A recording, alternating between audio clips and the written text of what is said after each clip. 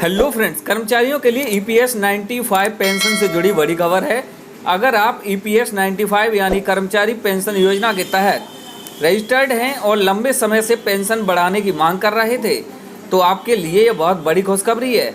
Supreme court ने हाल ही में EPS 95 pension से जुड़ा एक ऐसा फैसला सुनाया है जिससे लाखों रिटायर्ड कर्मचारियों को राहत मिलने वाली है।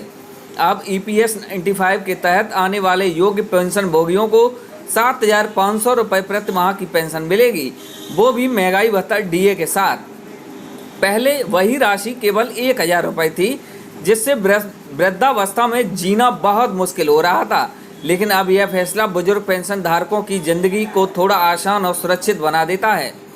ईपीएस 95 पेंशन योजना है क्या, तो बता दें कि यह एम्प्लॉय पेंशन स्कीम 1995 ईपीएफओ यानी एम्प्लॉयज प्रोविडेंट फंड ऑर्गेनाइजेशन द्वारा चलाई जाने वाली पेंशन योजना है।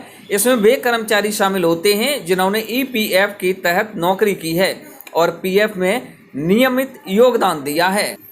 इस योजना का मकसद यह है कि रिटायरमेंट के बाद कर्मचारियों को हर महीने पेंशन मिलती रहे ताकि वे आर्थिक रूप से आत्मनिर्भर रह सकें। हालांकि अब तक मिलने वाली 1,000 रुपये की पेंशन काफ़ी कम थी, जिससे बुजुर्गों को काफ़ी परेशानी का सामना करना पड़ता था। सुप्रीम कोर्ट ने क्यों लिखा ये फैसला, इसके ऊपर एक बड़ा फैसला आया सुप्रीम कोर्ट की तरफ से। देख सकते हैं, देश भर में ईपीएस 95 पेंशन लंबे समय से आंदोलन कर रहे थे, न्यूनतम पेंशन बढ़ाने की मांग कर रहे थे।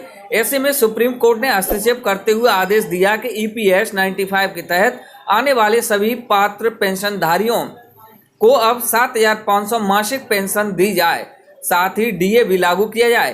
कोर्ट ने इस फैसले को न्याय और समानता की दिशा में बड़ा कदम बताया है और सरकार व ईपीएफओ को निर्देश दिया है कि इसे जल्द से जल्द लागू किया जाए। वहीं ईपीएस 95 पेंशन के लिए जरूरी दस्तावेज, पेंशन का लाभ उठाने के लिए आपके पास कौन कौन से डॉक्यूमेंट्स होना अनिवार्य है। यूएएन नंबर और ईपीएफ पासबुक, सेवा प्रमाण पत्र, Aadhaar card, PAN card, bank passbook की कॉपी। ऑफलाइन आवेदन के लिए सबसे पहले ईपीएफओ की वेबसाइट पर फॉर्म 10D डाउनलोड करें। फॉर्म को सही भरें, जिसमें आपकी नौकरी, बैंक अकाउंट और व्यक्तिगत जानकारी हो। इसे अपने नियोक्ता से सत्यापित करवाकर नजदीकी ईपीएफओ ऑफिस में जमा करें। दस्तावेजों की जांच के बाद ईपीएफओ पेंशन अप्रूव करेगा और पेंशन आपके खाते में भेजी जाएगी। आवेदन की प्रक्रिया www.epfindia.gov.in पर जाएं। पेंशन सर्विस सेक्शन में जाकर फॉर्म 10D डाउनलोड भरें। आधार, यूएएन, बैंक डिटेल और सेवा संबंधी जानकारी भरें। सबमिट करने के बाद एक्नॉलेजमेंट नंबर मिलेगा, उसी से आप अपने आवेदन की स्थिति को ट्रैक कर सकते हैं।